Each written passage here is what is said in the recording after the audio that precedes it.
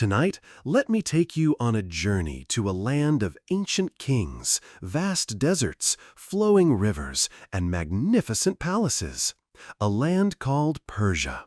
Once ruled by Cyrus the Great, Darius, and later the mighty Sasanian kings, Persia stretched across continents and shaped the course of human history. Its poets, scholars, and artists created wonders that still echo through time. As you get cozy under your blankets, let your mind drift through the grand halls of Persepolis, the lush gardens of Isfahan, and the timeless verses of Rumi and Hafez. And while you slowly fall asleep, don't forget to like, comment, and share this story. And of course, subscribe to our channel Boring History for Sleep so these ancient tales can lull you to even deeper dreams. Long before modern nations were born, there was a land of deserts, mountains, and fertile valleys, a place that would give rise to kings and empires that changed the world. This land was Persia, known today as Iran. The story of Persia begins with the tribes of the Iranian plateau. Among them were the Medes in the north and the Persians in the south, in a region called Parsa. For centuries, these people lived in small kingdoms, overshadowed by larger empires like Assyria and Babylon. But in the 6th century BCE, a leader emerged who would unite them and build something far greater. His name was Cyrus II, remembered as Cyrus the Great. Cyrus was not like other rulers. Where most kings sought only conquest and fear, Cyrus sought unity and respect. Around 550 BCE, he led the Persians to overthrow the Median Empire, creating the foundation of a new power. But Cyrus did not stop there. He marched west and defeated the rich kingdom of Lydia in Asia Minor, and soon after, he captured Babylon, the jewel of Mesopotamia. When Cyrus entered Babylon in 539 BCE, he did something extraordinary. Instead of destroying the city, he respected its culture and freed its people from oppression. The Cyrus cylinder, discovered centuries later, tells the story of how he allowed displaced peoples, including the Jews exiled in Babylon, to return to their homelands and practice their faith freely. For this reason, Cyrus is remembered not only as a conqueror, but as a pioneer of human rights. Under Cyrus, the Persian Empire stretched from the Indus Valley in the east to the Mediterranean Sea in the west. It became the largest empire the world had ever known at the time, a land where countless nations, languages, and religions coexisted under Persian rule. Cyrus ruled with tolerance and justice, earning the loyalty of those he conquered. His leadership laid the foundation for centuries of Persian greatness. But even great kings must fall. In 530 BCE, Cyrus died in battle on the empire's northeastern frontier. Yet his vision did not die with him. His descendants would carry Persia to even greater heights. After the death of Cyrus the Great, the Persian throne passed through struggles and uncertainty. His son Cambyses briefly expanded the empire into Egypt, but chaos followed his reign. Out of this turmoil emerged one of the most capable rulers in Persian history, Darius I, remembered as Darius the Great. Darius did not simply inherit an empire, he reshaped it into a system so advanced that it became a model for centuries to come. When he came to power in 522 BCE, Persia already stretched across 3 continents, but it needed order and unity. Darius brought exactly that.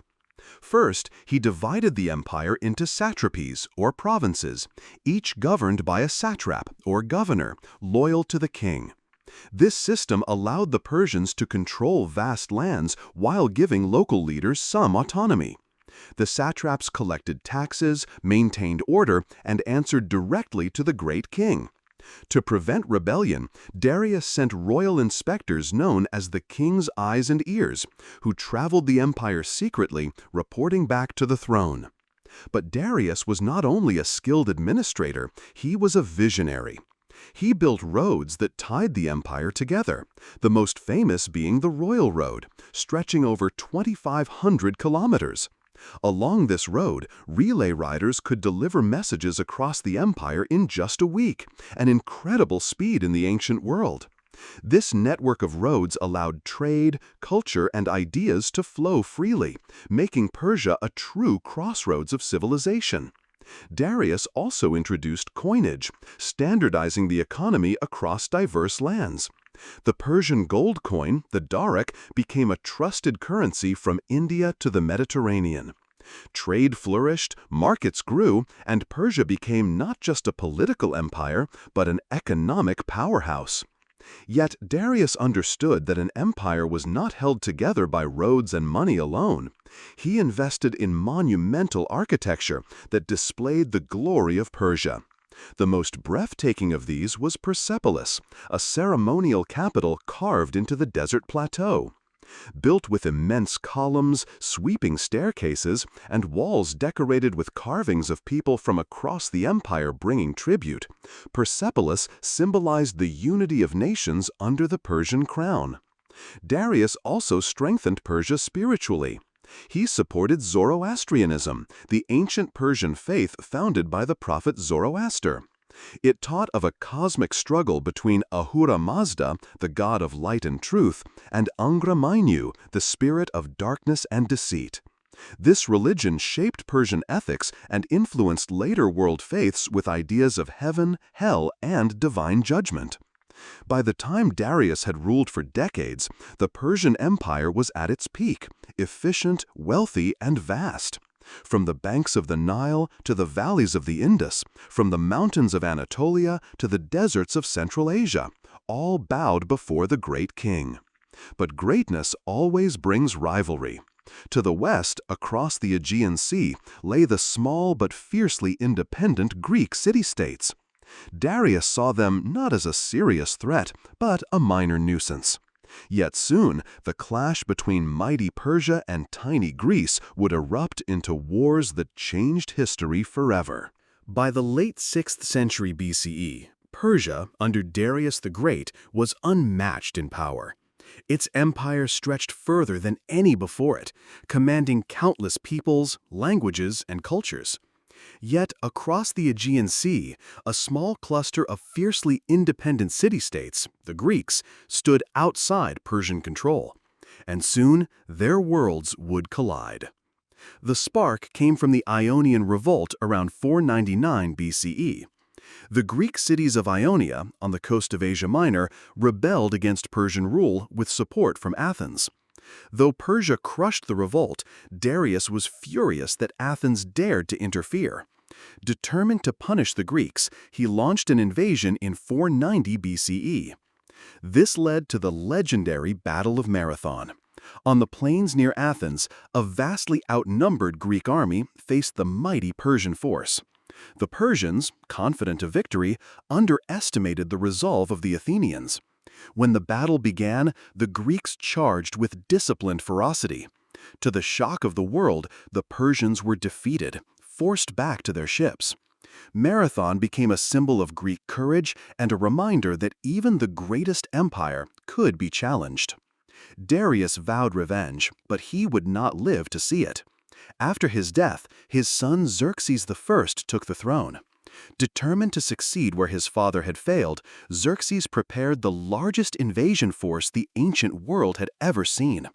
Around 480 BCE, he led hundreds of thousands of soldiers, supported by a massive fleet, across the Hellespont into Greece. The world held its breath as the Persian war machine marched westward. The Greeks, though divided among themselves, united in the face of this overwhelming threat. Their stand became legendary in the narrow pass of Thermopylae. There, King Leonidas of Sparta and his 300 Spartans, along with a few thousand Greek allies, blocked the Persian advance. For days they held the pass, cutting down waves of Persian troops. In the end, betrayed by a secret mountain path, the Spartans were surrounded. Leonidas and his men fought to the last, earning eternal fame as symbols of resistance against impossible odds. After Thermopylae, Persia swept into Greece, burning Athens itself. But the war was not over. The fate of Greece would be decided at sea, in the Battle of Salamis. There, the Greek fleet lured the massive Persian navy into narrow straits, where its numbers became a weakness. The agile Greek ships struck with devastating effect, sinking vessel after vessel. Xerxes, watching from a golden throne on the shore, saw his fleet shattered before his eyes. Defeated at Salamis, Persia's invasion faltered. A year later, at the Battle of Plataea, the Greeks once again drove the Persians back, ending Xerxes' dream of conquering Greece. Though Persia remained the greatest empire of its age, the wars revealed its limits. Against the disciplined unity of the Greeks, sheer numbers and wealth were not enough. Yet, in truth, Persia was far from broken. Its empire continued to dominate vast lands for another century. Still, the memory of these wars endured. For the Greeks, it was a triumph, a freedom against tyranny.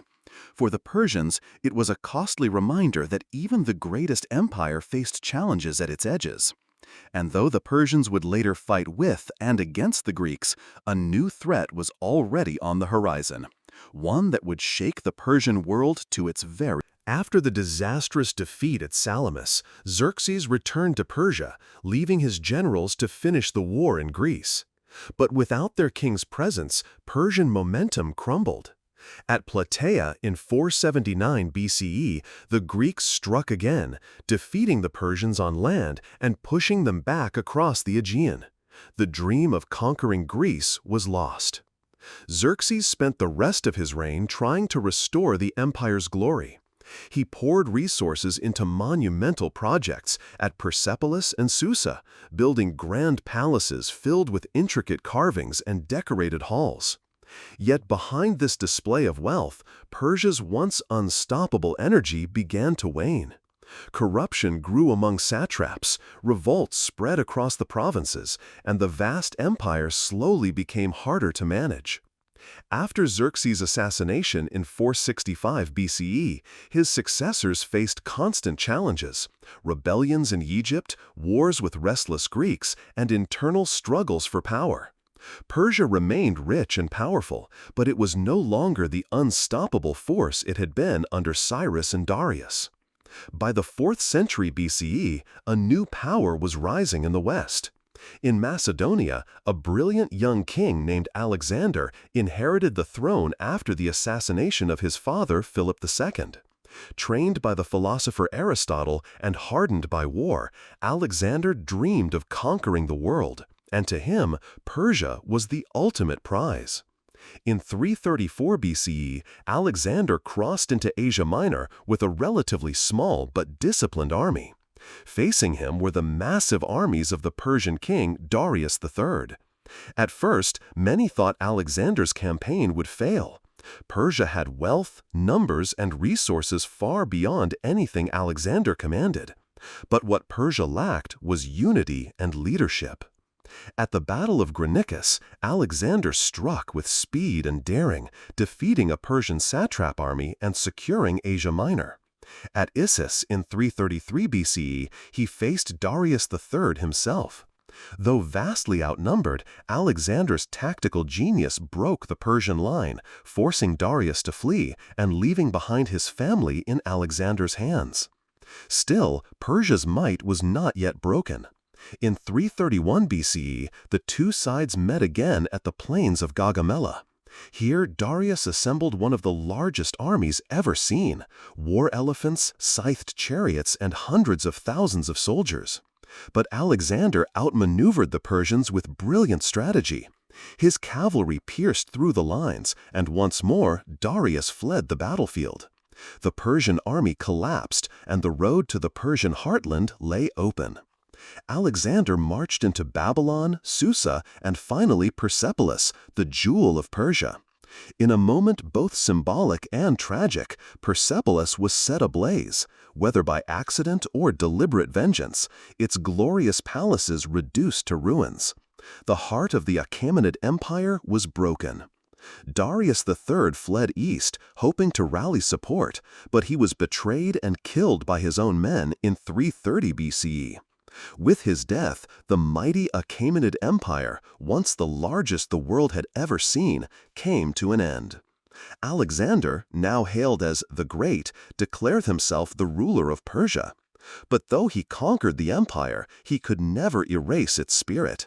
For centuries, Persian culture, traditions, and identity had survived invasions, and they would survive Alexander too. The fall of the Achaemenid Empire marked the end of Persia's first great age. But this was not the end of Persia's story. Out of the shadows of Alexander's empire, new Persian dynasties would rise, proving once again that Persia was a land that could never truly be conquered. When Alexander the Great died suddenly in 323 BCE at the age of just 32, his vast empire stretched from Greece to India. Yet such an empire, built on the strength of a single man, could not last. His generals, known as the Diadochi, divided the lands among themselves. Persia fell under the control of the Seleucid Empire, ruled by one of Alexander's successors. But the Seleucids were foreign rulers. They brought Greek culture, language, and governance into Persia, establishing cities modeled after Greek traditions. For nearly a century, Greek influence spread across Persia, blending with local traditions in what historians call the Hellenistic Age. Yet beneath the surface, the Persian identity remained strong, waiting for its moment to rise again.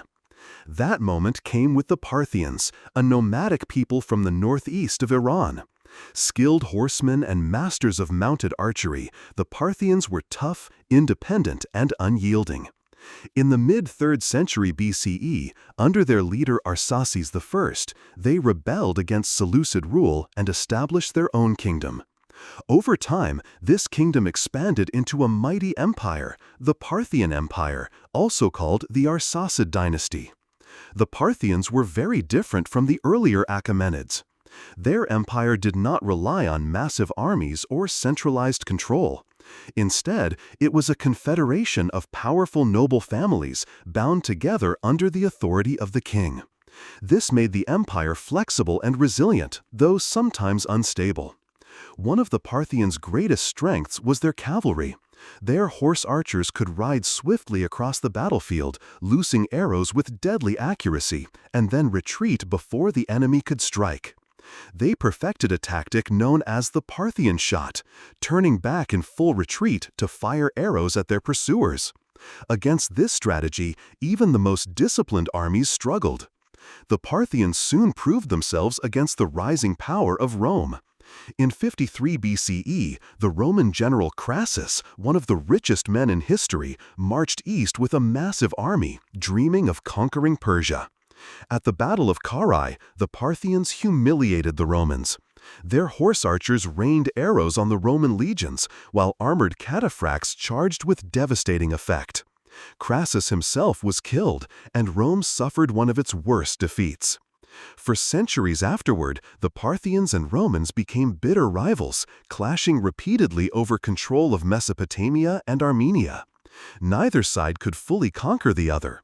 Persia, under the Parthians, had once again become Rome's equal, a powerful empire that Europe could never ignore. But the Parthians were not only warriors. They revived Persian traditions, promoted trade along the Silk Road, and connected East and West. From China to Rome, caravans carried silk, spices, gems, and ideas through Persian lands. Parthia became a bridge of cultures, where Greek, Persian, and Central Asian influences blended. Yet the Parthian system of noble families often led to internal struggles. Kings relied on alliances and shifting loyalties, and rival noble houses sometimes weakened the empire from within. By the 3rd century CE, this weakness allowed a new dynasty to rise, the Sassanids, who promised to restore the glory of ancient Persia. The Parthians had held Persia for nearly 500 years, proving that Alexander's conquest had not destroyed the Persian spirit. They had beaten back Rome, dominated trade, and preserved Persian culture through centuries of challenge. But now, the stage was set for an empire even greater, an empire that would rival Rome itself and usher in Persia's true golden age. By the early 3rd century CE, the Parthian Empire had grown weak. Noble families feuded, kings struggled to hold control, and Rome pressed harder on Persia's western frontier. Out of this turmoil, a new leader rose from the province of Persis, the very heartland of ancient Cyrus. His name was Ardashir I, and he dreamed of restoring Persia's old glory. In 224 CE, Ardashir defeated the last Parthian king and declared the birth of a new dynasty, the Sasanian Empire. Unlike the loose feudal system of the Parthians, the Sasanians built a strong centralized state. They presented themselves as the true heirs of the ancient Achaemenids, reviving Persian traditions, expanding their lands, and making Zoroastrianism the official religion of the empire. The Sasanians ruled for more than 4 centuries, from 224 to 651 CE. And during that time, they transformed Persia into a superpower of the late ancient world. At their height, the Sasanians rivaled Rome, and later Byzantium, in wealth, culture, and military might. The Sasanian kings called themselves King of Kings, and they ruled with absolute authority. Their court glittered with ceremony, and their palaces displayed the wealth of an empire that controlled the trade routes between East and West. Persian silk, gems, and carpets were prized in Rome, while knowledge flowed along the Silk Road, enriching both East Asia and the Mediterranean world. Militarily, the Sasanians were formidable. They perfected the use of cataphracts, heavily armored cavalry who thundered across battlefields like tanks of the ancient world. Time and again, they clashed with Rome. One of their greatest victories came in 260 CE, when Shapur, son of Ardashir, defeated the Roman Emperor Valerian and captured him alive, the only Roman emperor ever taken prisoner. Carved reliefs in stone show Shapur on horseback, with Valerian kneeling before him, a symbol of Persian power. But the Sasanian Empire was not only about war. It was a center of art, architecture, and learning. Magnificent cities like Ctesiphon rose along the Tigris River, with grand palaces such as the Takht Khosra, whose soaring arch still stands today as one of the largest brick vaults ever built. The Sasanians preserved and expanded Persian artistic traditions. Intricate silverwork, stunning textiles, and detailed stone carvings that influenced neighboring cultures. Philosophy, medicine, and science also thrived in Sasanian Persia. Scholars translated works from Greece, India, and beyond, creating centers of knowledge that would later influence the Islamic Golden Age. In many ways, the Sasanians kept alive the wisdom of the ancient world during an age of constant warfare. Religion, too, played a central role. Zoroastrianism became the backbone of Sasanian identity, shaping laws, ethics, and kingship. Fire temples burned across the empire, symbolizing purity and the eternal struggle between good and evil. At the same time, Persia was home to many faiths: Christianity, Judaism, Buddhism, and even early Islam, making it a land of both spiritual diversity and occasional conflict. For centuries, Rome and Persia clashed in a rivalry that shaped the destiny of the Mediterranean and the Near East. Battles raged over Armenia, Syria, and Mesopotamia. At times, neither empire could gain the upper hand. But even as the world changed around them, the Sasanians held their ground, keeping Persia strong. By the early 7th century, the Sasanian Empire reached its greatest height under Khosrow II. His armies swept deep into Byzantine lands, capturing Jerusalem in 614 CE and even threatening Constantinople itself. For a brief moment, it seemed Persia might defeat its greatest rival once and for all. But history turned quickly. The Byzantines struck back under Emperor Heraclius, reclaiming their lands in a brilliant counterattack. The long wars between the two empires left both exhausted, weakened, and vulnerable. And from the deserts of Arabia, a new power was rising, one that would forever transform Persia and the world. By the early 7th century CE, the Sasanian Empire had reached both its peak and its breaking point. Under Khosrow II, Persian armies had marched triumphantly through Byzantine lands, capturing Jerusalem and reaching the gates of Constantinople. For a moment, Persia seemed unstoppable. But empires that burn too brightly often burn out. The long and bitter wars with Byzantium drained the empire's wealth and shattered its strength. Internal revolts, court intrigues, and power struggles weakened the throne. After Khosrow's fall, a series of rapid successions left the Sasanian state unstable and vulnerable. At the same time, a new force was emerging from the deserts of Arabia. In 610 CE, the Prophet Muhammad began preaching a new faith, Islam. By the time of his death in 632 CE, the tribes of Arabia were united under Islam's banner. And soon after, the armies of the Rashidun Caliphate looked outward, toward the weakened empires around them. For Persia, the storm broke quickly. In 633 CE, Arab Muslim forces invaded Mesopotamia, clashing with the once mighty Sasanian armies. At first, many Persians believed they could withstand these desert warriors. But the Arabs fought with discipline, unity, and a fervent belief in their cause. The decisive blow came at the Battle of Al-Qadisiyah in 636 CE. The Persian army, complete with war elephants and heavy cavalry, faced the Arab forces on the plains of Iraq. For days the battle raged, but eventually the Persians broke. Their general, Rostam, was killed, and the gateway to Persia lay open. In 642 CE, at the Battle of Nahavand, the Sasanians made one last stand. It was remembered as the victory of victories for the Arabs. The Persian army was crushed, and from then on, resistance collapsed. By 651 CE, the last Sasanian king, Yazdegerd III, was killed while fleeing in Central Asia. After more than 400 years, the great Sasanian Empire was no more. Yet, the fall of the empire was not the end of Persia's story. It was a transformation. Under the new Islamic rulers, Persia became part of a vast and expanding Muslim world that stretched from Spain to India.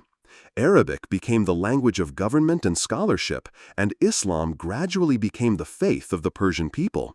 But Persia did not simply vanish into the caliphate.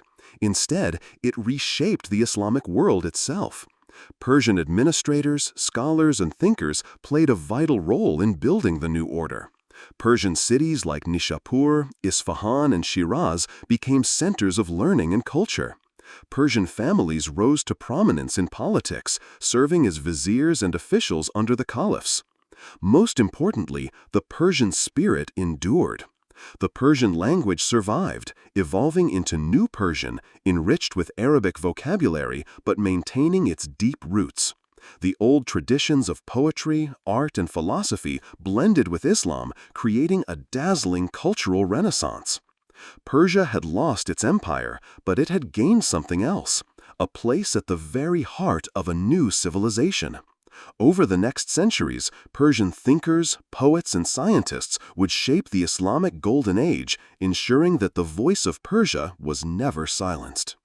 The fall of the Sasanian Empire in the 7th century CE might have ended Persia's ancient political dominance, but it opened the door to something equally extraordinary, a cultural golden age that would shape the world for centuries.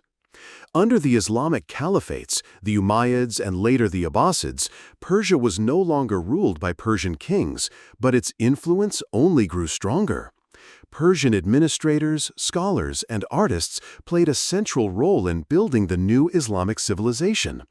And while Arabic became the language of religion and government, the Persian language flourished as the voice of art, poetry, and literature. By the 9th and 10th centuries, Persia had fully reasserted itself culturally. Local dynasties like the Samanids promoted Persian language and identity.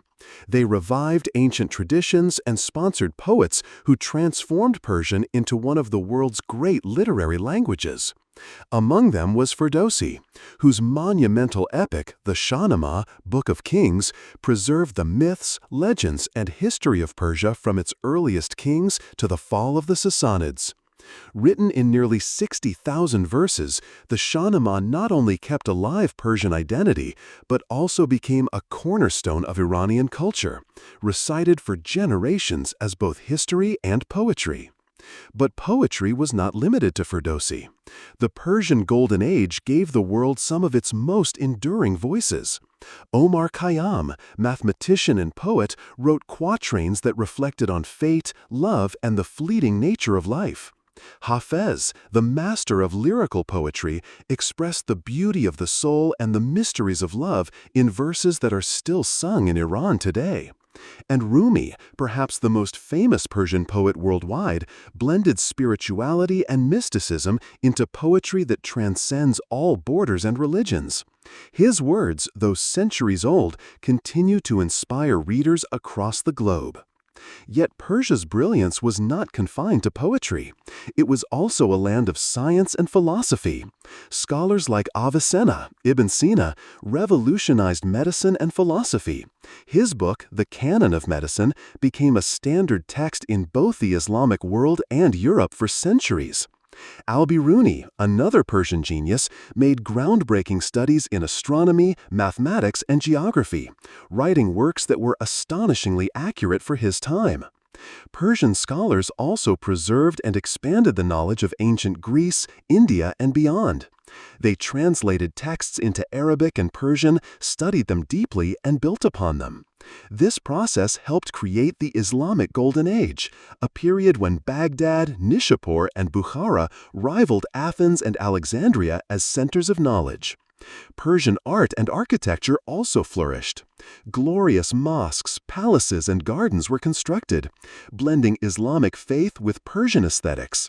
The Persian garden, with its flowing water, symmetrical design, and enclosed beauty, became a symbol of paradise on earth. This concept would inspire gardens from Mughal India's Taj Mahal to the estates of Europe. In this golden age, Persia's identity was not lost under Islam, it was reborn through it. The blending of old traditions with new faith produced a civilization that was vibrant, diverse, and deeply influential. By the 11th and 12th centuries, Persia stood as the cultural heart of the Islamic world. Its poets, philosophers, scientists, and artists were not only shaping their own land, but also leaving a permanent mark on global civilization. Even when waves of invaders came, the Turks and later the Mongols, Persian culture proved indestructible. Time and again, conquerors who subdued Persia found themselves conquered in return, not by swords, but by poetry, art, and wisdom. The Persian Golden Age had shown the world a truth that would echo through the centuries.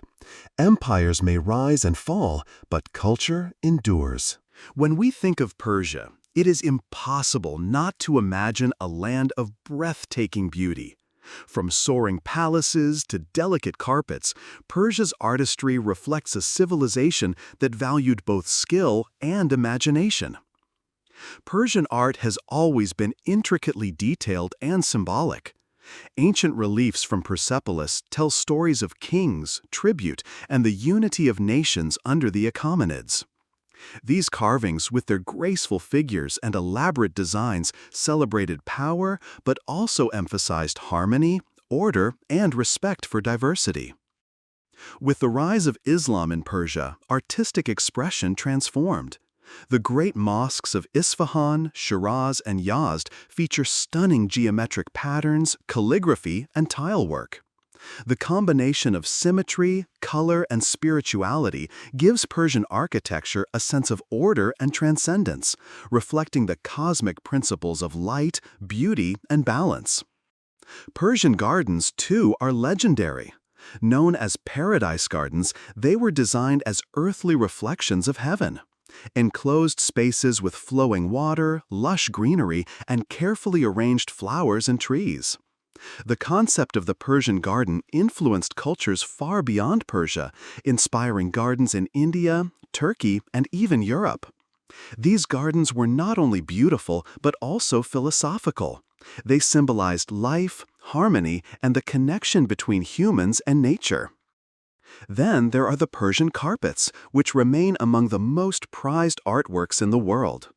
Each carpet tells a story through its patterns, colors, and symbols, blending mythology, history, and daily life. Weavers pass down these designs through generations, creating living traditions that endure even today. Persia's influence also spread to metalwork, ceramics, and miniature painting. Tiny, detailed paintings illustrated epic stories, such as those in the Shahnameh, bringing myths and legends to life in color and imagination. Silver, gold, and bronze artifacts reveal technical mastery, with intricate engravings and inlays that combine utility with beauty. Through its art, gardens, and architecture, Persia created a visual identity as rich and enduring as its literature and philosophy. Even centuries of foreign conquest could not erase this heritage. It remains a window into the soul of Persia, showing a civilization that valued harmony, beauty, and human expression above all. From the deserts of the ancient plateau to the bustling cities of today, Persia's story stretches across millennia. Its legacy is a tapestry of empires, kings, poets, warriors, and scholars, each leaving their mark on the world. Though the Achaemenids fell to Alexander and the Sasanians to Arab invaders, the Persian spirit never vanished. It adapted, survived, and evolved, shaping not only the Middle East but the wider world. Persian culture influenced Islamic governance, art, science, and literature, leaving an indelible mark on civilizations from India to Europe.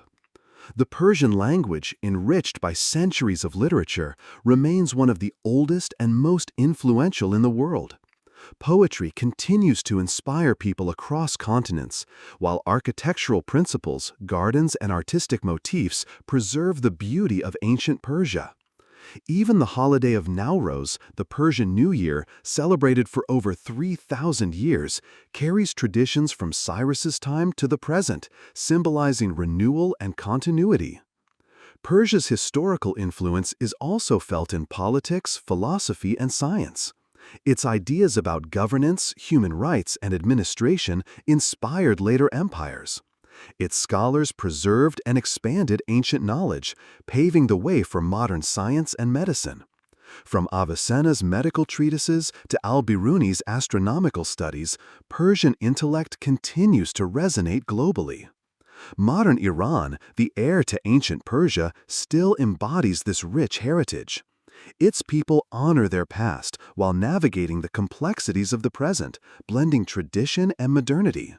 Cities like Tehran, Isfahan, Shiraz, and Persepolis remind us of Persia's grandeur, while literature, music, and art keep the Persian soul alive. The story of Persia is not just a tale of empires rising and falling, it is a story of resilience, creativity, and cultural endurance. It teaches us that even when political power fades, identity, knowledge, and beauty can survive for thousands of years. Persia's voice, once heard across continents, still echoes today, in poetry, art, gardens, architecture, and the hearts of its people. From Cyrus the Great's cylinder of tolerance to the literary masterpieces of Ferdowsi, Rumi, and Hafez, Persia has shaped human history in ways that continue to inspire awe. It is a reminder that empires are more than armies and conquests. They are ideas, culture, and the enduring spirit of a people. And so, Persia remains eternal, a land of kings and poets, deserts and rivers, warriors and scholars, whose story is never truly finished. Its past informs our present, and its legacy will continue to inspire generations yet to come. From Cyrus the Great's cylinder of tolerance to the literary masterpieces of Ferdowsi, Rumi, and Hafez, Persia has shaped human history in ways that continue to inspire awe. It is a reminder that empires are more than armies and conquests. They are ideas, culture, and the enduring spirit of a people. And so, Persia remains eternal, a land of kings and poets, deserts and rivers, warriors and scholars, whose story is never truly finished. Its past informs our present, and its legacy will continue to inspire generations yet to come. The fall of the Western Roman Empire in the 5th century marked the end of one world and the uncertain birth of another. In the vacuum left behind, chaos descended upon the lands once governed by Roman law and culture. Hello, and welcome to our channel Happy Earth Planet. You don't need to stay awake for this. In fact, we hope you won't. Tonight, we'll quietly drift through a distant past. Nothing dramatic, nothing loud, just soft, wandering thoughts, like pages turning into a dusty old book. So rest your head, let your eyes grow heavy, and allow the gentle rhythm of history to carry you away, softly and slowly into sleep. Before you fall asleep and go to the deep valleys of dreams, please like and subscribe to our channel and comment when you wake up. Let's begin. Germanic warlords carved up the territory that had once belonged to the mightiest empire the West had ever known. Yet, out of this dark age of disunity and upheaval, the seeds of something new began to take root. From the ruins of Rome's dominion, a new power would slowly rise in the Iberian Peninsula, a land the Romans had called Hispania. From this name would emerge a nation destined for both greatness and hardship. That nation was España, Spain. Spain's long road to glory was anything but easy. In the 8th century, the Visigoths, who had come to dominate the peninsula after Rome's fall, found themselves overtaken by a force rising far to the east. The Umayyad Caliphate, empowered by the fervor of a new faith, Islam, swept westward until it reached the very shores of the Atlantic. Hispania marked the outer edge of this vast empire, whose reach stretched nearly to the borders of India. For centuries, the Iberian Peninsula lay under Islamic rule, a chapter that brought new cultures, languages, and architectures to its soil. But this chapter, though long and deeply influential, was not the final one. The people of Iberia, driven by a fierce yearning to reclaim their lost homeland, embarked on a slow and grueling struggle known as the Reconquista. It would take generations, but the cross would rise again. Once a subject of empires, Spain would go on to forge one of its own, an empire that would, for a time, surpass those that had once ruled it. But unlike the empires of old, whose power had been bound to the Mediterranean world, Spain's empire was truly global. With daring voyages and unshakable ambition, the Spanish extended their influence across oceans. They planted their banners from the rich lands of the Americas to the islands of the Pacific, from the Louisiana Territory in the north to the southern reaches of South America. It became perhaps the first nation to wield power on a truly worldwide scale. Yet, just as they had once overthrown empires, so too would time and the tides of history unravel their own. The Spanish Empire eventually splintered, and from its fragments rose new nations: Mexico, Peru, the Philippines, and many others. And with the crumbling of their empire came a period of uncertainty for Spain itself. Long before the Romans arrived, the Iberian Peninsula had already been a mosaic of diverse peoples and cultures. Among the earliest of these were the Iberians, who by the 6th century BCE had developed their own distinct identity. Their culture, however, did not exist in isolation. The Mediterranean world had already begun to shape them. Southern groups like the Tartessians were heavily influenced by seafaring civilizations such as the Phoenicians and Greeks. The Iberians established themselves along the southern and eastern coasts, trading and interacting with foreign merchants and settlers. Further north, in the mountainous regions, lived the Vascones, the ancestors of today's Basques. Their language, unrelated to any other spoken today, is a mystery that stretches back further than any recorded history. Another wave of people would soon arrive: the Celts, Indo-Europeans who brought iron and a warrior culture to the region. As they mingled with the Iberians, they gave rise to the Celtiberians, a blend of old and new ways that dominated much of the north and western lands. These groups lived in scattered tribes, each with their own leaders and customs, but sharing broader cultural patterns. The mineral wealth of Iberia, as well as its strategic location between the Atlantic and Mediterranean, made it a magnet for powerful outside forces. The Phoenicians, the Greeks, and especially the Carthaginians, drawn by opportunity, began to colonize parts of the peninsula. Eventually, this brought Iberia into the path of the Romans. During their long rivalry with Carthage, Rome seized large parts of the Iberian Peninsula in the course of the Second Punic War. But full conquest did not come easily. While the Carthaginian settlements fell relatively quickly, Rome had to contend with the fierce independence of the Iberian and Celtiberian tribes. Only by the end of the 1st century BCE was Roman control firmly established. The people of Hispania, as the Romans called it, were slowly drawn into the Roman world. Roads were built, cities flourished, and Latin spread as the dominant language. Christianity arrived and eventually became the guiding faith.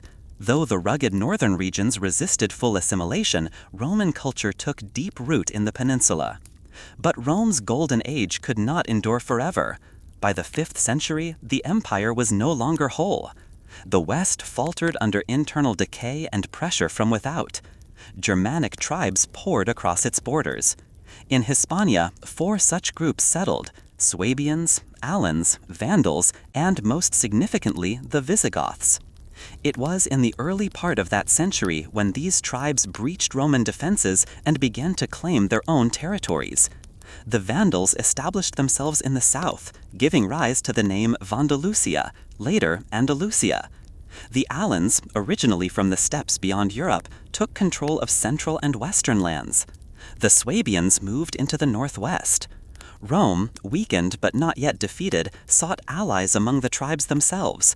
The Visigoths, a Germanic people who had previously been given land in what is now France, were called upon to help defend Roman claims in Hispania.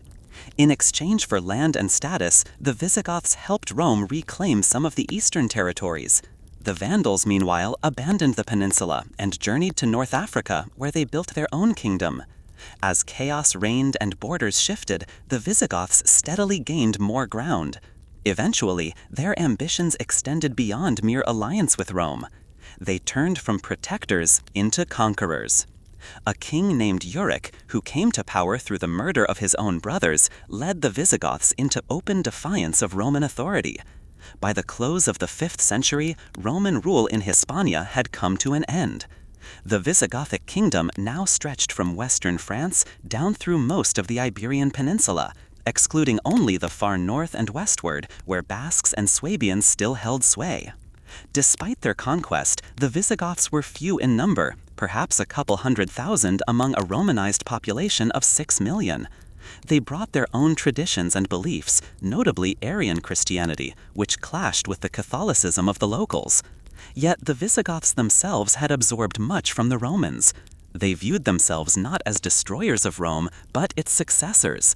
Roman customs, language, and laws remained the foundation of life in Hispania, and even the name Spain would emerge from its Latin roots. The Visigothic rulers, however, kept themselves apart from the people. Intermarriage was forbidden for years, and the two populations lived under different legal codes. Still, the cultural fusion continued, even if politics remained unstable.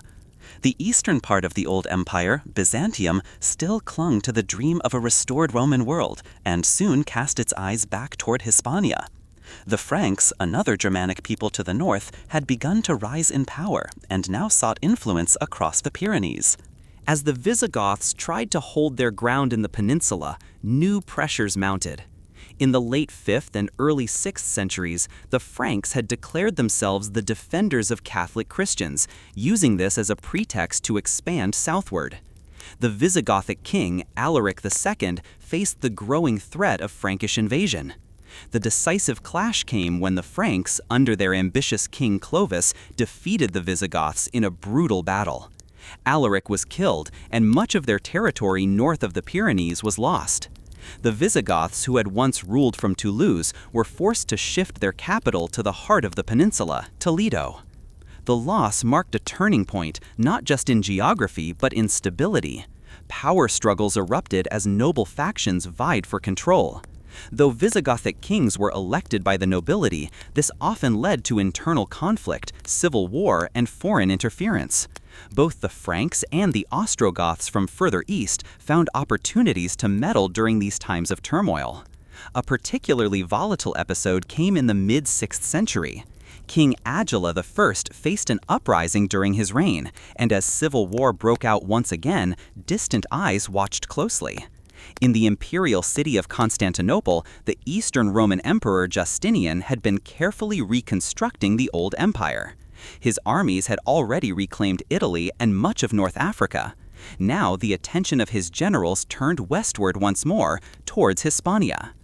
While Visigothic rulers battled amongst themselves, Byzantine forces landed along the southeastern coast of the peninsula. Though the name of the general remains uncertain, their presence was unmistakable.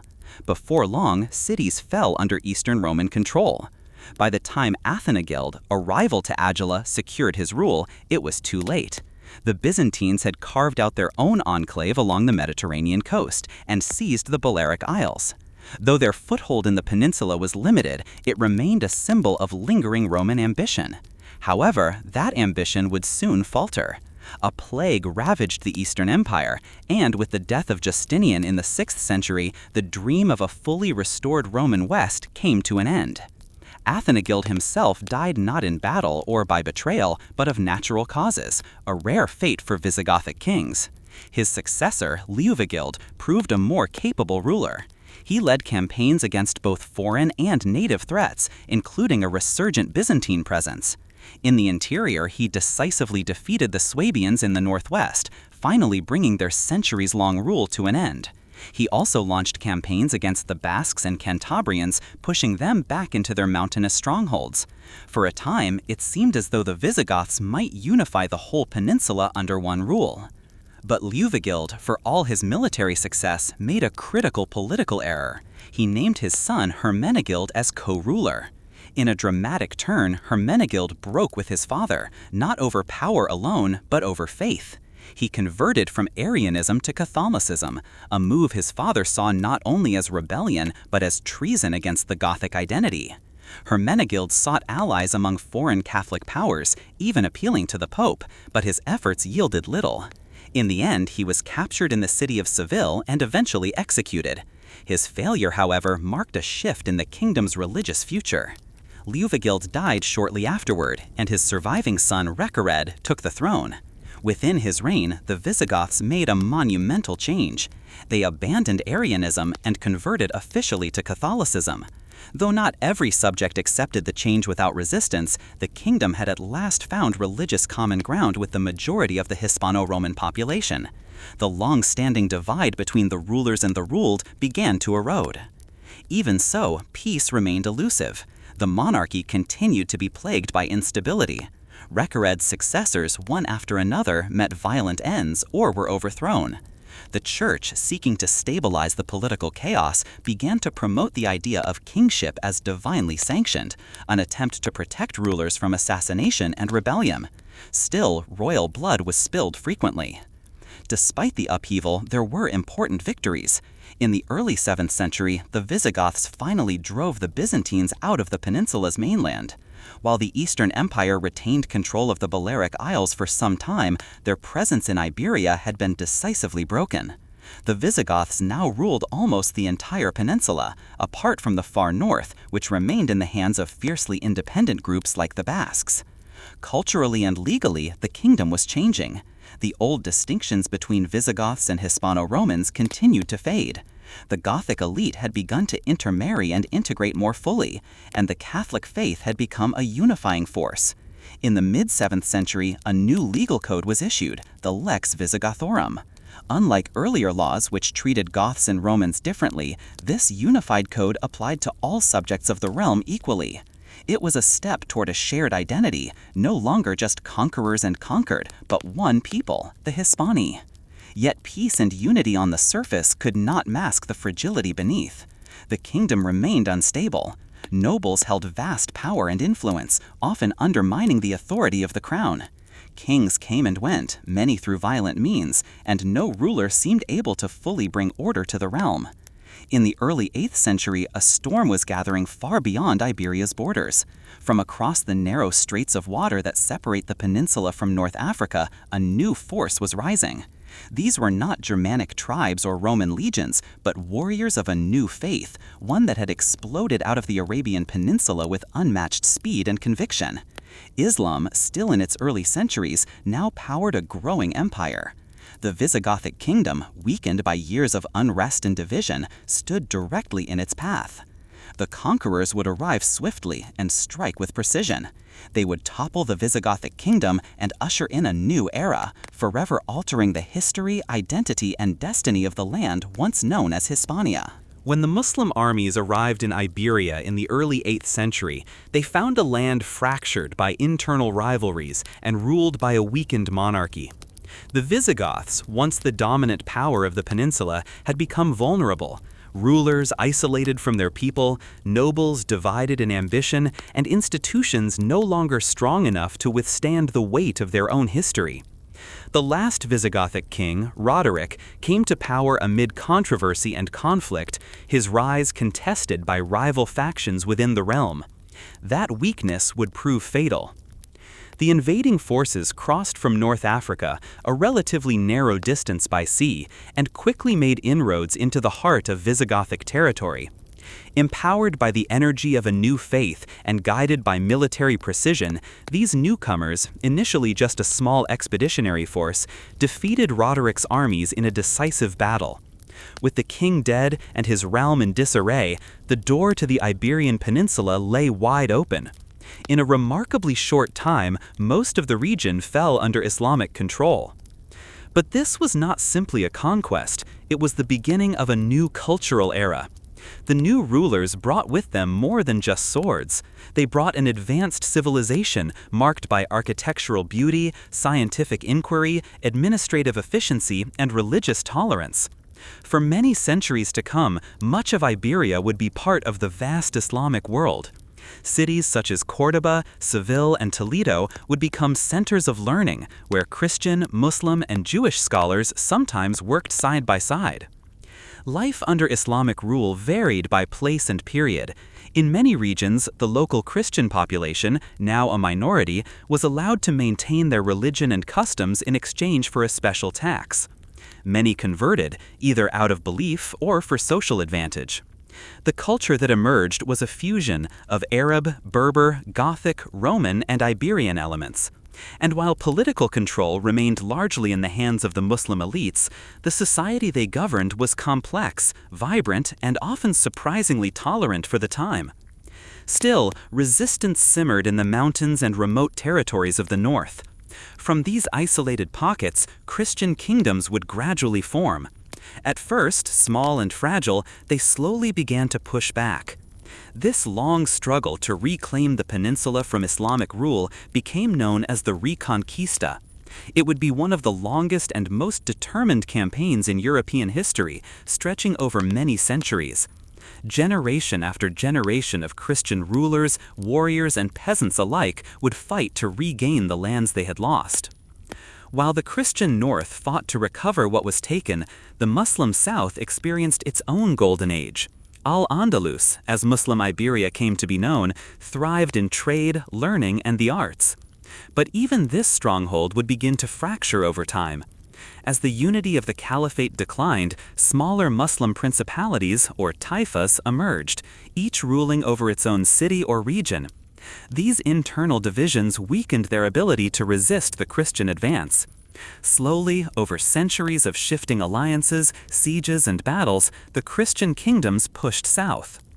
By the end of the medieval period, Spain would be whole once more, but not as it had once been. It would be a deeply transformed land. The long passage through Roman rule, Visigothic authority, Islamic conquest, and Christian reconquest had forged a unique identity. The new Spain would rise with a sense of destiny shaped by its past, defined by a memory of empires that had come and gone, and by the belief that it too could shape the world. And it did. With the Christian unification of the kingdoms of Castile and Aragon and the final fall of Granada in the late 15th century, the Reconquista came to its close. A few years later, Spain would look westward across the ocean. What followed was a bold leap into the unknown. It was the beginning of yet another chapter, one in which Spain would no longer be shaped by the empires around it, but would become an empire itself. This journey, from fractured tribes to Roman province, from Gothic kingdom to Islamic stronghold, and finally to a unified Christian nation, spans centuries of shifting power, culture, and belief. Each chapter left behind something lasting, something that remains etched in the stones of its cities, in the languages spoken, in the traditions practiced, and in the stories told. It is the story of a people forged by conquests, united by struggle, and destined to leave their own mark on history. In the early 7th century, deep within the deserts of the Arabian Peninsula, a new faith began to take shape. Among a people known as the Arabs, Islam emerged, and it would change the course of world history.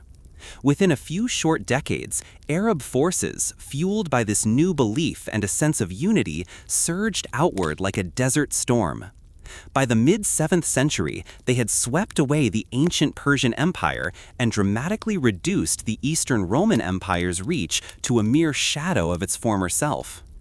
Their expansion continued westward. After decades of struggle, they managed to claim North Africa in the late 7th century, and by the turn of the 8th century, the Umayyad Caliphate stretched from the mountains of Central Asia all the way to the shores of the Atlantic. But their gaze didn't stop there. Just across a narrow strait lay the Iberian Peninsula, divided, weak, and ripe for conquest. At that moment, Iberia was ruled by the Visigoths, who were once powerful but had fallen into a familiar cycle of chaos. Their king, Witiza, known more for indulgence than leadership, had recently died, likely in the opening years of the 8th century. Two claimants, Roderick and Aquila, emerged to take the throne. But before they could even begin to settle their dispute, a new force had already taken notice of Iberia's vulnerability. In the year 711, the Muslim presence officially began in Iberia. The first wave was small, around 7,000 men, led by a Berber commander named Tariq ibn Ziyad. The Berbers were North African peoples who had recently embraced Islam and now served under Arab leadership. Tariq's force, likely a blend of Berber and Arab soldiers, would be remembered collectively as the Moors. Roderick, the Visigothic king, rushed south from his northern campaign against the Basques to meet the invaders. The two forces collided at the Battle of Guadalete. It was a decisive blow. The Visigothic army, fractured and untrustworthy, was crushed, and King Roderick himself was killed. With no clear successor, the Visigothic kingdom collapsed in all but name.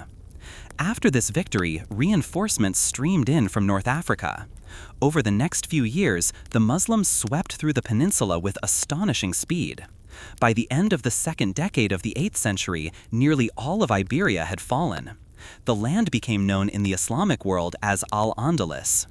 The new rulers didn't always need to fight. Many members of the Visigothic elite surrendered willingly, hoping to maintain their wealth and social standing. Even common people at times submitted, assuming the occupation might be temporary. Yet not all gave in. A significant portion of the population refused to bow to this new rule. They retreated northward into the rugged, windswept mountains of Asturias. These regions had always been difficult for outside powers to control. Even the Romans and Visigoths had struggled here. Now the Muslims would face the same resistance. The people of Asturias, joined by native Astors and Cantabrians of ancient Celtiberian descent, resisted with ferocity, launching repeated ambushes and skirmishes. Despite this resistance, the Muslim expansion continued. They pushed across the Pyrenees and into what is now France. But here they met fierce resistance. The Franks repelled them at the Battle of Toulouse early in the 8th century, and later, more famously, Charles Martel stopped their advance at the Battle of Tours around the year 732. This marked the outer limit of Islamic expansion in Western Europe. With the northern border now largely defined, Muslim forces turned their attention back to Al-Andalus, especially to the unconquered north. In the remote highlands of Asturias, a new figure emerged. His name was Pelagius, Don Calayo in the Spanish tongue. Though his historicity is debated, he's said to have led a ragtag group of resistors to astonishing victory in the mountains at the Battle of Covadonga. Somewhere between 718 and 722, his forces ambushed a much larger Muslim army in a narrow pass and routed them. The Muslims tried again. They failed again. Pelagius' stature grew. Eventually, he declared a new kingdom, the Kingdom of Asturias. To strengthen his cause, he arranged marriages between his children and other noble rebels, uniting several resistant clans. This event is widely seen as the symbolic beginning of the Reconquista, the long Christian effort to reclaim Iberia. But for now, this reconquest was barely a flicker. The Christians of Asturias were outnumbered, on the defensive, and hemmed into a harsh and mountainous corner of the land. The rest of the peninsula, however, remained firmly under Muslim control. But Muslim rule in Al-Andalus did not mean forced conversions. Not at first. Christians and Jews were given the legal status of dhimmi, protected peoples under Islamic law. As people of the book, they were allowed to practice their faith, though with restrictions. They paid a tax called the jizya, were excluded from many official positions, and had to follow social limitations. For example, dhimmi could not ride noble animals like horses, and were sometimes required to wear distinguishing clothing. These rules might seem strict today, but in many ways, life under Islamic rule offered more stability and opportunity, particularly for the Jews, who had long suffered under Visigothic laws. If one conformed to the social norms and remained respectful, it was possible to live peacefully, even successfully, as a Christian or Jew in Al-Andalus. Many Christians in the region came to be known as Mozarabs, people who retained their Christian faith but adopted aspects of Arabic culture. Still, the advantages of converting to Islam were many. Over the generations, a significant portion of the population converted and became known as Muladis, ethnic Iberians who embraced Islam. These conversions were gradual, shaped by social and economic pressures rather than violent compulsion. By the 10th century, the majority of the population in Al-Andalus was Muslim. But even within the Muslim world, equality was not guaranteed. Arab elites often saw Berbers as inferior, despite their shared faith. These divisions would prove critical. Internal rivalries among Muslims, between Arabs, Berbers, and native converts, would later weaken the Caliphate's hold on Iberia. Despite the tensions, life in Al-Andalus thrived in many ways. The region became a center of learning, wealth, and cultural exchange. Islamic scholars preserved and reintroduced lost works of Greek and Roman philosophy and science. New technologies, irrigation methods, and crops flowed in from the east, raising the standard of living. But there were darker aspects too. The Muslim world maintained and expanded the institution of slavery. Christians and Jews were sometimes enslaved and sent to other parts of the Islamic world, while slaves from distant regions, Slavic lands, and even Sudan were brought into Iberia. Muslim rule in Iberia would last for centuries, but the Umayyad Caliphate's grip began to loosen within the first 100 years. In the early 740s, a major Berber revolt broke out in North Africa.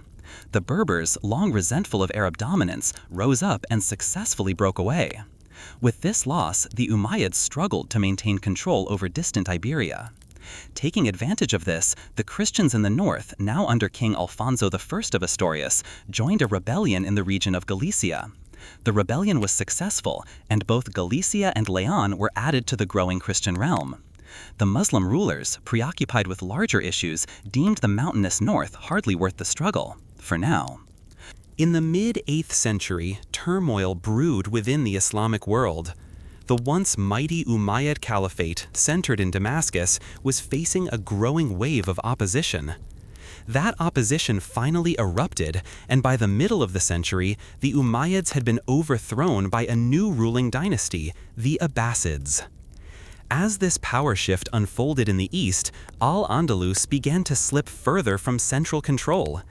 Arab forces from Syria moved in to try to restore order, but the province became increasingly unstable.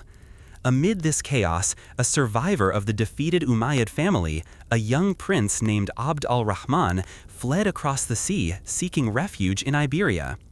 His mother had been Berber, giving him an important connection with the local population. Once in Al-Andalus, Abd al-Rahman built up support. He seized control from the rival Syrian governors and in the year 756 declared himself Emir of Cordoba, founding an independent Umayyad emirate. Though he claimed no allegiance to the Abbasids, he avoided the title of Caliph, at least for now. Abd al-Rahman would spend the next 3 decades consolidating his rule, fighting off Abbasid supporters and local rebels alike. By the end of his reign, his dynasty was firmly rooted in Iberia, with Cordoba as its political and cultural heart. Meanwhile, in the north, the Christian kingdom of Asturias was beginning to benefit from the disunity in the south. But unity among the Christians was elusive as well. Though Asturias expanded into Galicia and Leon, tensions often flared between the different regions. The Basques remained fiercely independent, and alliances shifted frequently. Sometimes, Christian rulers would ally with Muslim forces to defeat rival Christians, and vice versa. One particularly notable alliance from this period occurred not in Iberia, but beyond the Pyrenees. The Abbasids, now the dominant Islamic power, saw Abd al-Rahman's independent rule in Iberia as a threat. So did the Franks under Charlemagne, the emerging Christian emperor of Western Europe. Despite their religious differences, these two powers briefly aligned against their mutual rival in Cordoba. Charlemagne launched an invasion into the Iberian Peninsula in the late 8th century, aiming to support Abbasid allies and carve out influence. But his campaign ended in failure. As he withdrew through the mountain passes, his rearguard was ambushed by Basque fighters in what became the famous Battle of Roncesvalles Pass, a moment immortalized and much exaggerated in medieval legend. Despite this failure, Charlemagne's influence persisted. His empire maintained a foothold in northeastern Iberia, establishing a buffer zone known as the Spanish March. This region would later develop into Catalonia. Charlemagne also recognized the kingdom of Asturias, lending it credibility. In the early 9th century, King Alfonso II of Asturias received diplomatic attention from both the Franks and the Pope. His realm was now seen not as a minor backwater, but as a legitimate Christian kingdom holding out against Islamic rule. A few years later, a new kingdom emerged in the northeast, the Kingdom of Pamplona, later known as Navarre. Its population was primarily Basque, and while the kingdom would sometimes cooperate with Cordoba, it often found itself at odds with Frankish ambitions. And then, from beyond the seas, came a new and unexpected threat. In the mid-9th century, Viking raiders arrived on the shores of Iberia. Their first appearance was in the northwest, attacking the region of Galicia. But local defenders, including King Ramiro I of Asturias, met them with force, and with ballistae no less. The Vikings were repelled. Undeterred, they turned their attention south. Muslim-controlled cities like Cádiz, Lisbon, and even Cordoba were attacked. But Emir Abd al-Rahman II organized a strong naval defense, eventually driving the Norsemen out and forming a fleet to deter future raids. Though the Vikings returned from time to time, their impact in Iberia was far less than in places like England or France.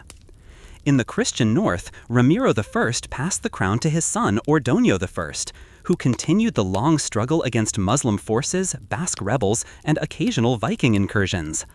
One of Ordonio's greatest victories came in the mid-9th century at the Battle of Albelda, where he defeated a Cordoban army. He also began a process known as repoblacion, the resettling of formerly abandoned frontier lands by mountain dwellers known as Foromontanos. Upon Ordonio's death, his son Alfonso III took the throne. He would become known as the Great. Under his reign, the Christian realm expanded further, now reaching into northern Portugal. Alfonso captured key cities such as Oporto and later Coimbra. Internal rebellions briefly threatened his rule, but he held firm and continued to fortify the kingdom. Yet upon Alfonso's death near the end of the 9th century, the kingdom was divided among his 3 sons. One took Asturias, another Leon, and a third Galicia. This fragmentation weakened Christian unity just as Cordoba was also entering a period of instability. The Emirate of Cordoba was facing its own troubles. In the late 9th and early 10th century, internal revolts and power struggles shook the emirate. But that changed when a powerful new ruler came to the throne, Abd al-Rahman III. Taking power in the early 10th century, Abd al-Rahman III was one of Al-Andalus's most capable and ambitious leaders. Dissatisfied with merely being an emir, he made a bold move in the year 929. Declaring himself caliph, he challenged both the Abbasid Caliphate in Baghdad and the rising Fatimid Caliphate in North Africa. This proclamation wasn't just symbolic. It marked Al-Andalus as an independent Islamic realm, spiritually and politically. Cordoba became one of the richest, most cultured cities in the Islamic world, its palaces, libraries, and mosques renowned throughout Europe. Yet this golden age was shadowed by resistance. Ramiro II of Leon, known to the Muslims as Al-Shaitan, or the Devil, struck back hard. In the middle of the century, his forces decisively defeated the caliph's army at the Battle of Simancos. Leon then pushed eastward, strengthening the border region of Castile. Castile, however, was restless. Though part of Leon, it grew more independent with each passing generation. Under Count Fernán González, Castile began to act as its own entity, eventually rebelling and even alliancing with Córdoba when it suited them. After a period of conflict, King Sancho I of Leon restored order, but his reign ended abruptly. He was poisoned in the late 10th century, and his young son Ramiro III inherited the throne as a child. In Córdoba, Abd al-Rahman III died in 961. He was succeeded by al-Hakam II, a scholar and lover of the arts. But when al-Hakam died, his son Hisham II was only a boy. Real power fell to a regent named Ibn Abi Amir, better known as al-Mansur, the Victorious. By the late 10th century, al-Mansur had complete control. A brilliant general and ruthless politician, he waged war after war against the Christian kingdoms, unleashing destructive campaigns across the north. He sacked Barcelona, Leon, and even the holy city of Santiago de Compostela. His military skill was unmatched, but his victories came at a cost. Al-Mansur died in the early 11th century. His son Abd al-Malik briefly succeeded him but died young. Power passed to another son, Sanchoelo, whose mismanagement sparked rebellion. Supporters of the Caliph Hisham II rose up, assassinated Sanchoelo, and plunged Al-Andalus into chaos. This was the beginning of the Fitna of Al-Andalus, a civil war that would fracture the caliphate. By the early 11th century, Córdoba had been sacked, the caliphate was shattered, and what remained of Islamic Iberia splintered into small rival taifas. Ethnic divisions, Arab, Berber, Iberian Muslim, and Slavic, fueled further unrest. The golden age of unity was over. And as Muslim rule weakened, the Christian kingdoms saw their moment to strike. As the 11th century progressed, Al-Andalus was no longer a single power. The once unified caliphate had crumbled into dozens of competing states known as taifas. Cities like Toledo, Zaragoza, Badajoz, and Valencia now acted independently, each with its own ruler, its own ambitions, and its own problems. While these new Muslim kingdoms competed with one another for power and prestige, they also made themselves vulnerable. Some offered tribute to Christian kings to avoid attack. Others even hired Christian mercenaries to defend themselves against rival taifas. The Christian kingdoms, for their part, were still fragmented too. But now the balance was beginning to shift. In the northeast, the once Frankish territories had grown increasingly independent as French royal authority weakened. The county of Barcelona, for instance, was now effectively self-governing. To the west, Leon remained the strongest of the Christian realms. Its kings proudly took on the title Imperator Totius Hispania, meaning claiming authority over the peninsula. Yet Leon faced strong rivals. Chief among them was Sancho III of Pamplona, often called the Great. In the early 11th century, Sancho expanded his rule across neighboring kingdoms, married into the powerful Castilian family, and even took control of Leon. He too declared himself emperor. But when Sancho died in the mid-11th century, he divided his lands among his sons, a common practice at the time, but one that almost always led to conflict. One of his sons, Ferdinand, soon came into open war with the former king of Leon, Bermudo III. Bermudo fell at the Battle of Tamaran, and Ferdinand claimed the crown, uniting Castile and Leon under his rule. This changed the dynamic between Christian and Muslim powers. The Taifa rulers, though still powerful, now faced coordinated demands from Christian kings. Ferdinand and his successors extracted tribute, known as parias, from these Muslim kingdoms in exchange for peace. The tide was beginning to turn. Ferdinand I died in the middle 11th century and, in classic Iberian fashion, divided his lands among his three sons. Civil war followed. Eventually, his son Sancho II managed to reunite the realm, but was assassinated soon after. His brother Alfonso VI then took the throne.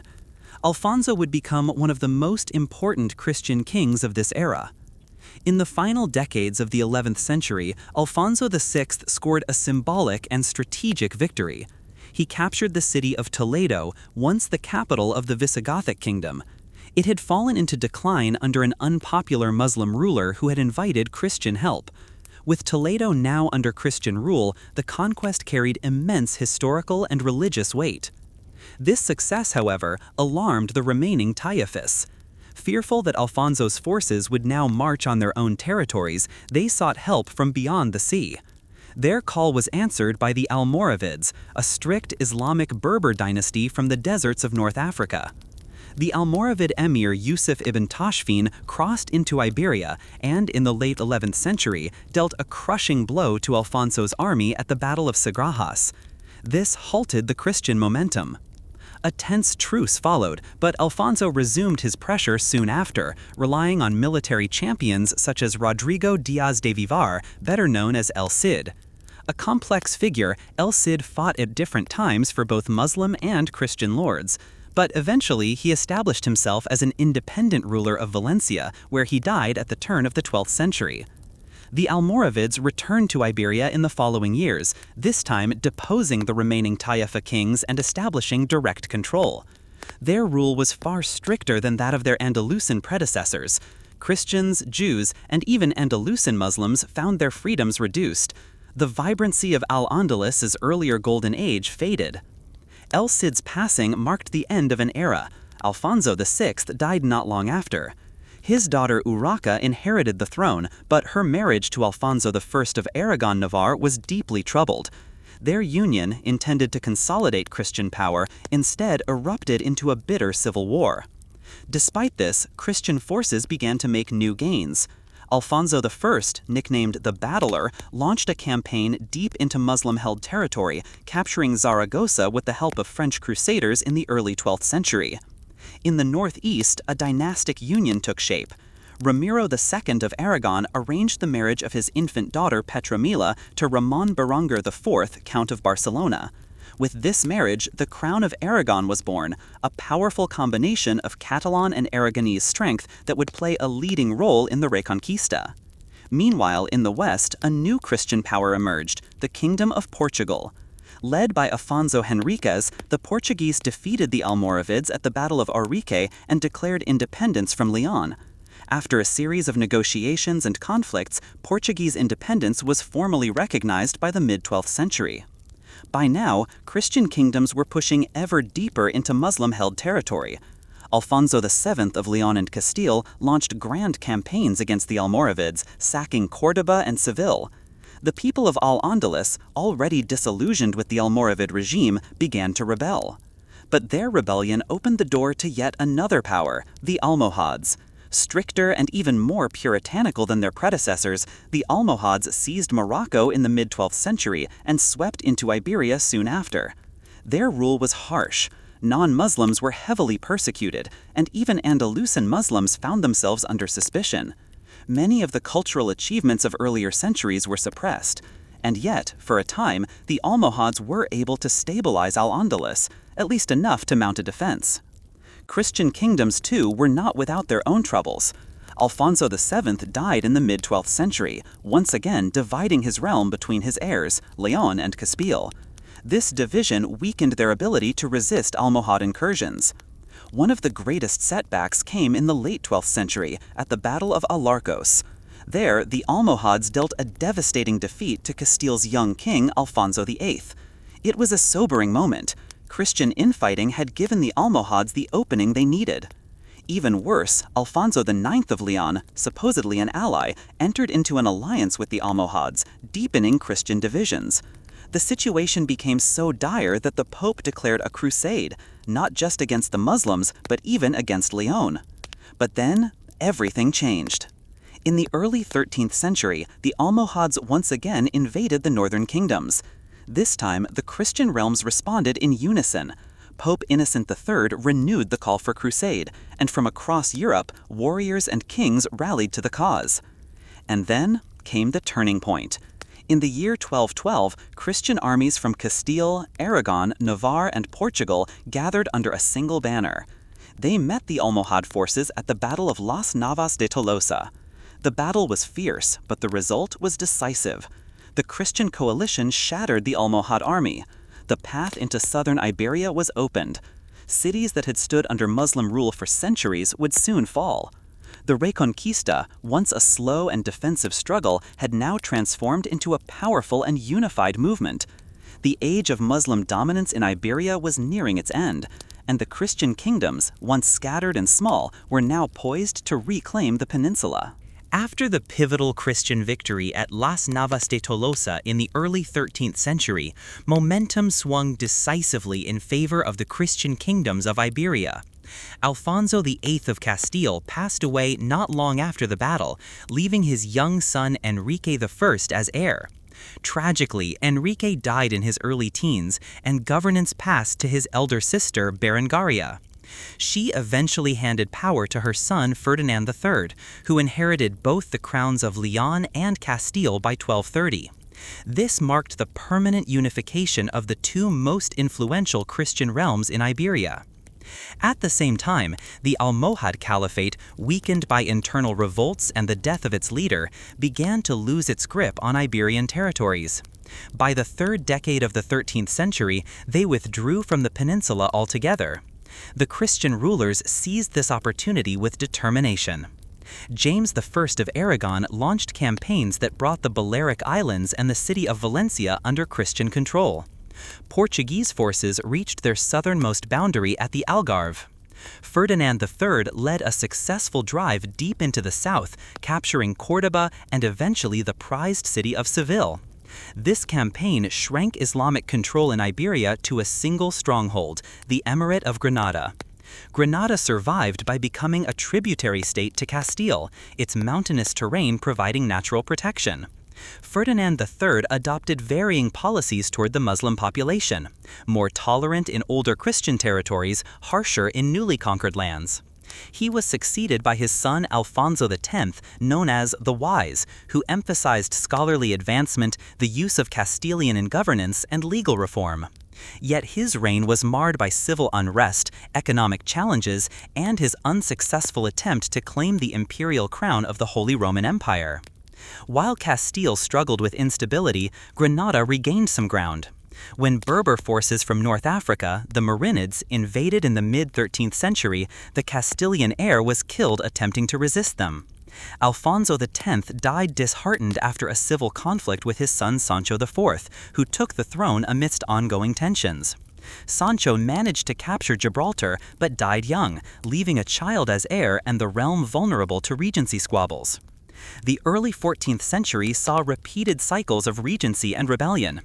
Castile suffered defeats, such as the disastrous Battle of Sierra Elvira, which left the frontier exposed. But a turning point came with Alfonso XI, who took the throne as a teenager and worked hard to bring order. Once internal threats were subdued, he turned his focus outward, launching a crusade against the Marinids and their allies. At the Battle of Rio Salado, Christian forces, joined by Portuguese and European knights, dealt a devastating blow to the Marinids, despite being heavily outnumbered. Alfonso earned a reputation as a champion of the faith. Just as victory seemed within reach, the Black Death swept through the Iberian Peninsula. Half the population perished, including Alfonso XI. His son Peter, remembered as the Cruel, inherited a broken kingdom. His harsh rule led to civil war against his half-brother Henry of Trastamara. The war ended with Peter's death and the beginning of a new dynasty under Henry. By the late 15th century, the stage was set for unification. Castile and Aragon were drawn together through the marriage of Isabella and Ferdinand. By the end of that century, they had combined their power and launched the final campaign against Granada. After a long siege, the Emirate of Granada surrendered the Alhambra Palace in the closing days of the 15th century, bringing the Reconquista to an end after nearly 8 centuries. That same year marked other profound changes. Columbus, under Isabella's patronage, sailed west and reached the Americas. Simultaneously, the Catholic monarchs issued the Alhambra Decree, expelling the Jewish population from Spain, a stark break from centuries of relative coexistence. Spain quickly rose to become the world's first global empire. Under Charles I, also known as Emperor Charles V, Spanish explorers conquered mighty civilizations in the Americas and funneled immense wealth into Iberia. Yet with expansion came burdens. Spain faced mounting resistance abroad, including the Dutch Revolt, the disastrous Armada sent against England, and long entanglement in European wars, like the 30 Years' War. By the dawn of the 18th century, Spain's dominance had faded. The War of Spanish Succession ushered in the Bourbon dynasty, but cost Spain many European holdings. Then came Napoleon's invasion, which sparked the Peninsular War and devastated the country. The 19th century saw Spain lose nearly all its colonies in the Americas. Its final overseas territories, Cuba, the Philippines, and Puerto Rico, fell to the United States in the final years of that century. The 20th century brought new turmoil. A brutal civil war ended with Francisco Franco's authoritarian regime, which lasted until his death in the 1970s. Only then did Spain begin to transition into the vibrant democracy it is today. Modern Spain is a land of striking contrasts and deep-rooted history.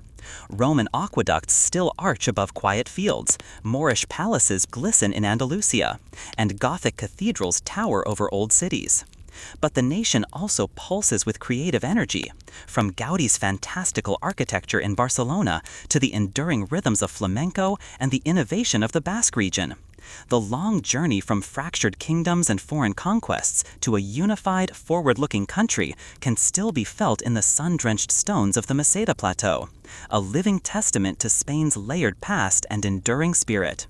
As the rest of Europe marched steadily toward the chaos of the First World War, Spain watched from a distance. When the great powers plunged into battle in the early 20th century, Spain remained neutral. While trenches scarred France and empires toppled one after another, Spain kept out of the fighting. But neutrality did not mean peace at home. Inside its borders, Spain was restless, economically strained, politically fractured, and socially uneasy. Though spared the bloodshed of the battlefield, the country felt the weight of war in different ways. Trade suffered, inflation soared. Industries surged at first, especially mining and manufacturing, as Spain supplied materials to both sides of the conflict, but those temporary gains only widened the gap between the wealthy and the working poor. Strikes became common.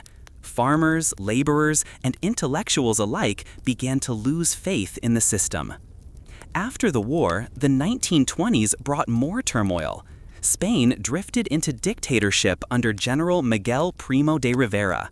He seized power in a military coup, promising order and national pride. For a time, the country experienced modernization, new roads, infrastructure, public works, but corruption and heavy spending caught up. When the global economy crashed near the end of the decade, Spain's already fragile system began to collapse. The dictatorship fell, and in its place rose something new, a republic. In the early 1930s, Spain entered a bold and uncertain chapter. The monarchy was dissolved. The Second Spanish Republic was declared, and with it came sweeping reforms: land redistribution, women's suffrage, secular education. For many, it was a dream of a modern Spain, finally catching up with the ideals of democracy and progress. But that dream was fiercely opposed by others: monarchists, landowners, the Catholic Church, and the military. The nation was deeply divided. By the mid-1930s, political violence had returned to the streets. Clashes between the left and right grew increasingly bloody. In 1936, it all broke apart. A military uprising led by General Francisco Franco and supported by conservative factions erupted into a full-scale civil war. The Spanish Civil War became a grim preview of the larger global conflict to come. On one side were Republicans, socialists, communists, anarchists, and progressives. On the other, the nationalists, conservatives, monarchists, and fascists. Foreign powers quickly took interest. Nazi Germany and Fascist Italy sent troops and planes to support Franco. The Soviet Union backed the Republicans with weapons and advisors. Volunteers from around the world came to fight, including the famous international brigades. But none of the Western democracies officially intervened. The war was brutal. Towns were bombed, villages burned, civilians executed. The destruction was not just physical. It tore apart communities, families, friendships. The nationalist forces slowly gained ground, and in the final days of the 1930s, they won. Franco took power, the republic collapsed, and the cost was staggering. Over 500,000 dead, countless more exiled or imprisoned. When the Second World War broke out just months later, Spain stood again in a unique position. Ruined by its own civil war and led by a man who owed his victory in part to fascist allies, Spain did not officially join the conflict. Franco declared Spain neutral, then later called it non-belligerent, a kind of shadowy support for the Axis without direct involvement. Though Spanish troops never marched into foreign battlefields, Franco allowed German submarines to refuel at Spanish ports. He sent a volunteer unit, the Blue Division, to fight alongside the Germans on the Eastern Front against the Soviet Union. But as the war turned against Hitler, Franco stepped back, distancing Spain from the collapsing Axis cause. Still, the war years were harsh for Spain. International isolation grew, the economy faltered, rationing became part of daily life. Franco's government clamped down on dissent, tightened control, and ruled with an iron grip. While bombs fell on London, Warsaw, and Berlin, Spain experienced a quieter kind of suffering: political purges, hunger, fear. When World War II ended and the world tried to rebuild, Spain remained cut off. The victorious Allied powers wanted little to do with a regime that had flirted with fascism. Spain was excluded from the newly formed United Nations. It became an outcast on the world stage. Yet Franco held on to power. For the next several decades, he would continue to rule, shaping Spain according to his own vision, one rooted in Catholicism, nationalism, and authoritarian control. Despite isolation, Spain began to slowly change. By the 1950s, as the Cold War deepened, Western powers, especially the United States, began to see value in having a stable anti-communist ally in Southern Europe. Franco allowed American military bases on Spanish soil. In return, Spain received economic aid and some political recognition. The doors to trade and tourism began to reopen. By the 1960s, Spain was transforming.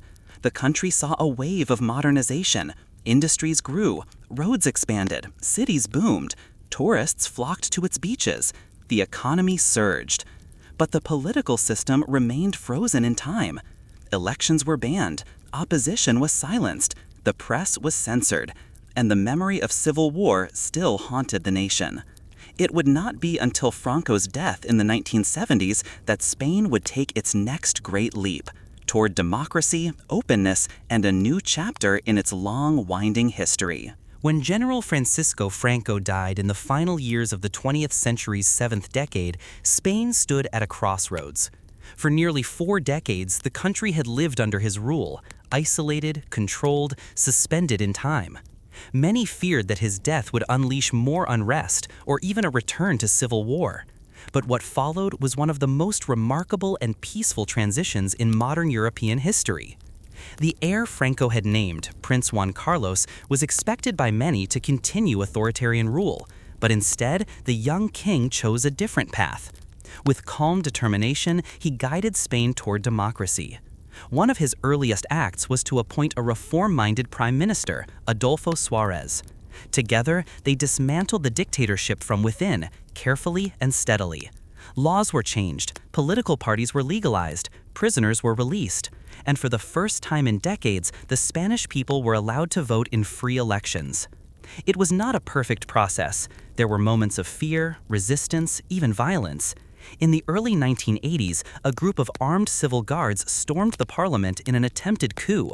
Lawmakers were held at gunpoint. The entire nation held its breath. But King Juan Carlos, dressed in full military uniform, went on national television to denounce the coup. His calm voice and firm stance preserved the fragile democracy. The conspirators surrendered. The danger passed. With that, Spain moved forward. Over the next years, a new constitution was written, one that recognized regional identities, protected individual freedoms, and established Spain as a parliamentary monarchy. The old wounds of the Civil War were not forgotten, but many chose to look ahead. There was a national mood of cautious optimism, of rebuilding not only institutions, but trust. In the 1980s, Spain took its place on the European stage. It joined NATO, and then, more significantly, it became a full member of the European Economic Community, the precursor to the European Union. This marked a profound shift. Spain, once isolated and inward-looking, now embraced a shared European future. The effects were swift and transformative. European funds flowed into the country, helping to modernize infrastructure, roads, railways, airports, schools. The economy expanded, foreign investment increased. Spain became a popular destination not just for tourists, but for international businesses, students, and workers. Cities like Madrid, Barcelona, Valencia, and Bilbao flourished with new energy and ideas. The social landscape changed as well. The country liberalized quickly, legalizing divorce, expanding women's rights, and eventually embracing same-sex marriage. The Catholic Church, once tightly entwined with the state, took on a more secondary role in public affairs. A younger generation emerged, one that had no memory of dictatorship, only of democracy and possibility. Spain's regions also found new space to express themselves. Catalonia, the Basque Country, Galicia, each with its own language and traditions, gained more autonomy under the new system. While this created tensions at times, it also allowed for a plural identity, where being Spanish could mean many things. By the early years of the 21st century, Spain had become a stable democracy, with a growing economy and an active role in the European Union. It participated in peacekeeping missions, joined the common currency, the euro, and played host to international events. The country was no longer simply recovering from its past, it was shaping its future. Yet, the path remained complex. In 2008, Spain was hit hard by a global financial crisis. Unemployment rose sharply, especially among the youth. Many questioned the promises of globalization. Movements emerged in the streets, calls for transparency, for fairness, for a politics closer to the people. And regional tensions flared once more, especially in Catalonia, where demands for independence resurfaced with new strength. Even so, Spain remained anchored in democratic institutions. Governments changed hands through elections, new parties emerged, civil society remained vibrant. And though the challenges continued, economic inequality, political fragmentation, and questions of identity, Spain stayed on course. Today, Spain is one of the key members of the European Union. It is a voice in continental debates on climate, economy, and migration. It contributes to global diplomacy and development. It celebrates a culture known around the world for its language, its music, its cuisine, its artists. It is a country shaped by empire and rebellion, by faith and reason, by tragedy and resilience. The journey from medieval kingdom to modern democracy was long and often painful, but each chapter left something behind. In every old town square, every regional festival, every shared meal, echoes of that layered history remain. Spain is no longer the empire it once was. It is something different now, humble, proud, democratic, European, and still unmistakably. And so, as we drift gently through the final pages of Spain's long and winding history, the echoes of centuries still linger in the quiet hum of its present. From Moorish arches to Roman roads, from royal courts to modern parliaments, Spain has carried its past like a lantern, sometimes heavy, sometimes warm, always glowing softly through time. Cleopatra VII, the last queen of Egypt, is remembered not only for her crown and her kingdom, but for the two legendary love affairs that shaped the destiny of the ancient world. First, her bond with Julius Caesar, and later, her deep passion for Mark Antony. These romances were filled with power, politics, and dreams of empires, yet they also carried with them betrayal, scandal, and tragedy. Tonight, I will take you through the gentle telling of her story, slowly, calmly, and quietly, so that as you listen, your mind can rest and your eyes can grow heavy. But before we drift together into the past, I invite you kindly to press the like button if you enjoy these soft and simple histories. Leave a comment if you wish. Share this with someone else who needs a quiet night, and don't forget to subscribe so that more peaceful stories find their way to you. Do all of that now, before your eyelids grow heavy and sleep carries you away. Now, take a deep breath, settle into comfort, and let us begin. Cleopatra VII was not an ordinary queen, and her story with Julius Caesar was not an ordinary love affair. It was a meeting of two of the most remarkable figures of the ancient world, each driven by ambition, intelligence, and a hunger for power. But to understand how their paths crossed, we must begin with Cleopatra's desperate situation when she was still in her early 20s. She was born in 69 BC into the Ptolemaic dynasty, a Greek family that had ruled Egypt since the days of Alexander the Great. By the time she became queen at the age of 18, she was no stranger to the brutal politics of her family.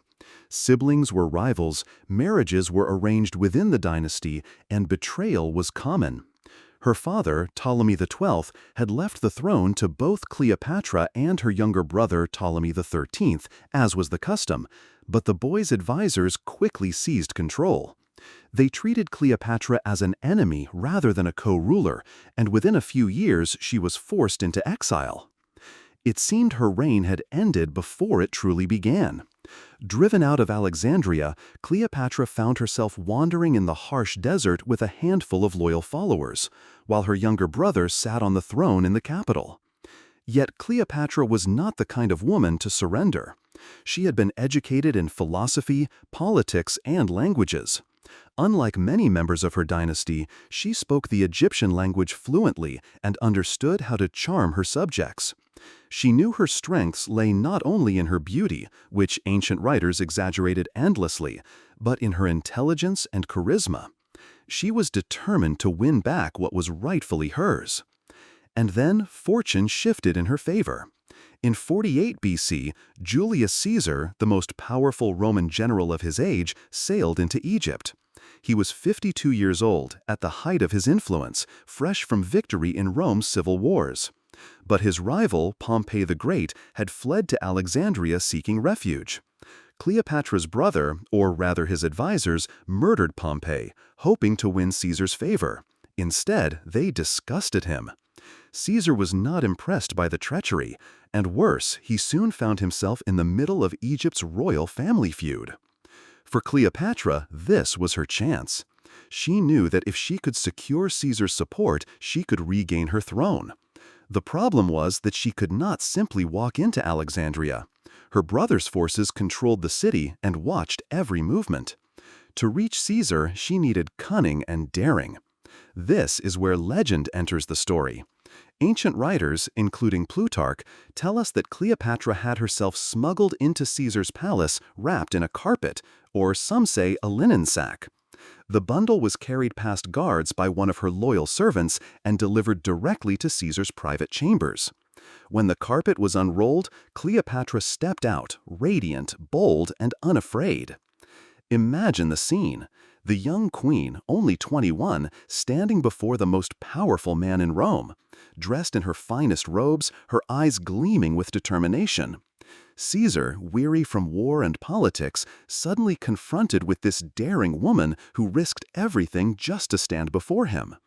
It was not only her appearance that impressed him, but her audacity. Few women, indeed few rulers, would have dared such a gamble. In that moment, Cleopatra had already won a victory. Their connection was immediate. Caesar was a man who admired intelligence and courage, and Cleopatra possessed both in abundance. She was witty, charming, and highly educated, capable of speaking with him about politics, philosophy, and strategy. She did not behave like a supplicant, but like a partner. And in the days that followed, their relationship grew into both a personal and political alliance. Caesar agreed to support her claim to the throne. This was not merely out of affection, but also practical. Egypt was enormously wealthy, the breadbasket of the Mediterranean, and Caesar needed Egypt's grain and riches to strengthen his position in Rome. Backing Cleopatra ensured that Egypt would remain a loyal ally, not a hostile rival. Their affair, then, was as much about strategy as it was about passion. War soon followed. Caesar fought against Cleopatra's brother Ptolemy XIII and his supporters in the streets of Alexandria. The city became a battlefield. Cleopatra remained by Caesar's side throughout the campaign. In the end, Caesar's forces prevailed. Ptolemy XIII drowned in the Nile while attempting to flee, and Cleopatra was restored as queen. She was officially married to another younger brother, Ptolemy XIV, as tradition demanded, but everyone knew that the true ruler of Egypt was Cleopatra herself. For Cleopatra, the rewards of her affair with Caesar were immense. She had regained her throne, secured her kingdom's independence, and gained the protection of the most powerful man in the world. But there was more. In 47 BC, Cleopatra gave birth to a son. She named him Ptolemy XV, Philopator Philometor Caesar, but the world would know him simply Caesarion, Little Caesar. This child was the ultimate symbol of Cleopatra's triumph. Through him, her dynasty was now tied to Rome's greatest general. Caesar never publicly acknowledged Caesarion as his heir, but Cleopatra believed deeply in his legitimacy. To her, he was proof that Egypt and Rome were bound by more than politics. They were bound by blood. Cleopatra's relationship with Caesar did not end with her victory in Egypt. She traveled with him along the Nile, showing him the wonders of her land. Ancient accounts suggest they sailed together for weeks, perhaps even months, on a grand barge, enjoying a kind of royal honeymoon. Cleopatra displayed Egypt's wealth, its temples, and its traditions, ensuring that Caesar saw her not just a lover, but a powerful queen with a rich and ancient culture behind her. In time, she traveled to Rome with her young son. Caesar welcomed her there, installing her in a villa across the Tiber. For Cleopatra, this was the height of her influence. Few foreign rulers were ever treated with such honor in the heart of Rome. Statues of her likeness were even placed in temples, something unheard of for a queen of foreign blood. But this triumph came at a cost. To many Romans, Cleopatra was not a respected ally, but a dangerous intruder. They saw her as a sorceress who had bewitched their great general. The senators despised her influence and whispered that Caesar intended to make himself king, with Cleopatra as his queen. Rome had long hated the idea of monarchy, and Cleopatra's presence seemed to confirm their worst fears. The scandal grew worse when Cleopatra stayed in Rome openly as his companion.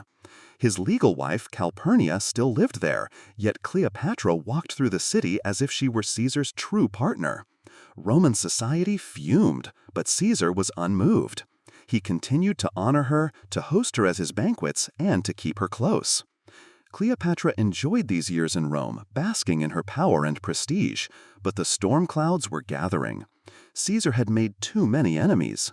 On the Ides of March in 44 BC, he was struck down by a group of senators who feared he aimed to become a king. Cleopatra, still in Rome, suddenly found her world collapsing. With Caesar dead, her greatest protector was gone. The advantages of their affair vanished in an instant. Worse still, her very connection to him made her a target. She hurried back to Egypt with her son, aware that the political situation in Rome was too dangerous for her to remain. The cons of her affair were now painfully clear. She had tied her throne and her dynasty to one man, and when he fell, she was left exposed. Caesarion, though she loved him dearly, was not recognized in Rome as Caesar's heir. Instead, Caesar's nephew Octavian claimed that position, and Caesarion's very existence became a threat to him. The child who symbolized Cleopatra's greatest hope also carried the seeds of future peril. Yet, for all the risks and consequences, Cleopatra's affair with Julius Caesar had given her everything she had dreamed of when she first wrapped herself in that carpet and dared to meet him. It had given her back her throne, secured Egypt's independence, and, for a time, placed her among the most powerful figures of the ancient world. It had made her a partner, however briefly, to the man who ruled Rome. Theirs was not a love story in the simple sense. It was a union of ambition and necessity, passion and politics. Cleopatra was no helpless seductress, as Roman propaganda would later claim, but a queen who used every tool at her disposal to survive and thrive in a world dominated by men. Caesar, for his part, found in her not only a lover, but a ruler who could match his intellect and charisma. When she returned to Alexandria after his death, Cleopatra knew the game was not over. She had lost her greatest ally, but her ambition remained unshaken. Rome would not leave Egypt alone, and she would once again need to seek protection from its generals. Years later, she would find that protector in Mark Antony, leading to another chapter of passion, power, and tragedy. But before Antony, there was Caesar. Before the defeat at Actium, before her fateful death, Cleopatra's story began with that bold night when she stepped out of a rolled carpet and captured the heart of the Roman world. That affair was her first great gamble, a gamble that lifted her to greatness and set the course of history for both Egypt and Rome. Cleopatra's first affair with Julius Caesar had secured her throne, given her a son, and placed her for a brief moment at the center of Roman politics. But when Caesar was assassinated on the Ides of March in 44 BC, everything changed. She returned to Egypt with her little boy, Caesarion, and watched from a distance as Rome plunged into another civil war. For a few years, she ruled carefully, avoiding entanglement while Caesar's assassins battled his allies. But Cleopatra knew Egypt's fate was tied to Rome's destiny. Sooner or later, she would be forced to choose a side. By 41 BC, that moment arrived. The Roman world was divided between Octavian, Caesar's adopted son and heir, and Mark Antony, Caesar's loyal general and longtime friend. Together with a third man, Lepidus, they formed the Second Triumvirate, ruling the Republic as a three-headed dictatorship. But tensions soon grew between Octavian and Antony. Antony took control of the eastern provinces, while Octavian dominated Rome itself. It was in this world of shifting alliances and bitter rivalries that Cleopatra would meet the second great love of her life. Mark Antony was a man of immense charisma and legendary appetites. He was a skilled commander, loyal to his soldiers, and known for his rough humor and love of feasting. He was also impulsive, extravagant, and easily swayed by desire. At the time of their meeting, he was in his early 40s, a seasoned warrior who had fought alongside Caesar for years. Cleopatra, now 28 years old, was more experienced, more calculating, and more determined than ever to secure Egypt's independence. Their meeting took place in the city of Tarsus in Cilicia. Antony summoned Cleopatra to answer accusations that she had supported Caesar's assassins. The queen understood that this was not merely a summons, but an opportunity. If she could win Antony's favor, as she once won Caesar's, Egypt would again be protected. And so she prepared one of the most famous entrances in history. She sailed up the Cydnus River on a magnificent barge with golden sails and silver oars. The decks were strewn with purple, the color of royalty, and Cleopatra herself reclined beneath a canopy dressed as the goddess Isis. Perfumes filled the air, and attendants fanned her with ostrich feathers. Musicians played, while servants scattered flowers on the water. To the people of Tarsus, it seemed as if a goddess had descended from the heavens. Antony was stunned. This was not a queen begging for mercy, but a monarch arriving in divine splendor. From the beginning, Cleopatra had Antony exactly where she wanted him. He was captivated not only by her beauty, but by her wit and confidence.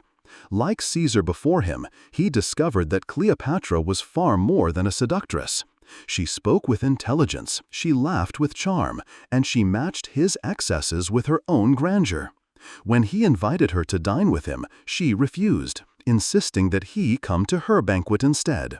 There, she outdid him in luxury, feasting him with exotic dishes, endless wine, and dazzling displays of Egypt's wealth. Antony was enthralled.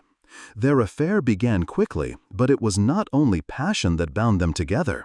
Cleopatra needed Antony's power to keep Egypt safe from Rome's control, and Antony needed Cleopatra's riches to fund his ambitions in the East. For both of them, it was a union of necessity as much as desire. But unlike her calculated relationship with Caesar, this time Cleopatra seemed to find true companionship. Antony was different from Caesar, less cold, less cautious, more indulgent, more reckless. With him, Cleopatra could be both a queen and a woman. That winter, Antony followed her to Alexandria. The city became their playground. Together they formed what came to be known as the Inimitable Livers, a society of pleasure where they feasted, drank, and played games late into the night. They disguised themselves as commoners and roamed the streets, testing their subjects' loyalty and reveling in mischief. Cleopatra delighted in Antony's humor, while he marveled at her intelligence and command. For a time, they seemed to live outside the world's politics, wrapped in their own extravagant romance. Yet politics could not be ignored. Cleopatra gave birth to twins in 40 BC, Alexander Helios and Cleopatra Selene. Later, another son, Ptolemy Philadelphus, would follow. These children bound Antony to her forever. While he returned to Rome at times, even marrying Octavian's sister Octavia for political reasons, his heart and his loyalties remained in Egypt. Cleopatra's influence over Antony grew so great that many in Rome began to whisper against him. They claimed he had abandoned his Roman heritage, that he had been bewitched by a foreign queen, that he was enslaved by luxury and lust. Octavian, ever ambitious, spread rumors that Antony planned to make Alexandria his new capital and crown Cleopatra as queen of the world. Roman propaganda painted her as a dangerous enchantress, a threat to the Republic itself. But for Antony, Cleopatra offered more than passion. She offered legitimacy in the East. In a famous ceremony known as the Donations of Alexandria, Antony declared Cleopatra Queen of Kings and distributed eastern territories to her children. Caesarion, her son with Julius Caesar, was proclaimed the rightful heir of Caesar himself. To the Romans, this was an outrage. To Cleopatra, it was a triumph, the culmination of her lifelong ambition to secure her dynasty's future. Yet the cons of this love affair were beginning to outweigh the benefits. By aligning himself so closely with Antony, Antony made himself an enemy of Rome's most powerful man. The rivalry between them grew into open war. Octavian portrayed himself as the defender of Roman tradition, and Antony a traitor under the spell of an Egyptian temptress. The people of Rome, already suspicious of Cleopatra, rallied behind Octavian. The decisive moment came in 31 BC at the Battle of Actium. Antony and Cleopatra's fleet faced Octavian's forces in a naval confrontation off the coast of Greece. Cleopatra herself commanded part of the fleet, but when the battle turned against them, she retreated with her ships. Antony, torn between love and duty, abandoned the fight to follow her. Their forces crumbled, and the war was lost. They returned to Egypt, their empire of dreams reduced to ashes. For a time, they tried to live as they once had, but the shadow of Octavian loomed larger. In 30 BC, Octavian invaded Egypt. Antony, defeated and despairing, fell on his sword, dying in Cleopatra's arms. With his death, Cleopatra faced the end. She tried once more to negotiate with Octavian, but when it became clear that he intended to parade her as a captive in Rome, she chose to end her life. According to legend, she arranged for a venomous asp to be smuggled to her chambers, and with its bite, she joined Antony in death. Their affair, like their lives, was both magnificent and tragic. For Cleopatra, it had brought wealth, children, and a partner who matched her in extravagance and ambition. Together, they had ruled as king and queen of the East, daring to challenge Rome itself. But the price was the fall of her dynasty, the end of Ptolemaic Egypt, and her own death. For Antony, it was love that cost him his honor, his power, and his life. Yet even in defeat, their love affair has endured through the centuries as one of history's greatest romances. Cleopatra and Mark Antony were more than lovers. They were partners in a grand vision, a dream of an Eastern empire independent of Rome. That dream perished at Actium, but their story lives on, a tale of passion, power, and downfall, as unforgettable as the queen and general who dared to live it.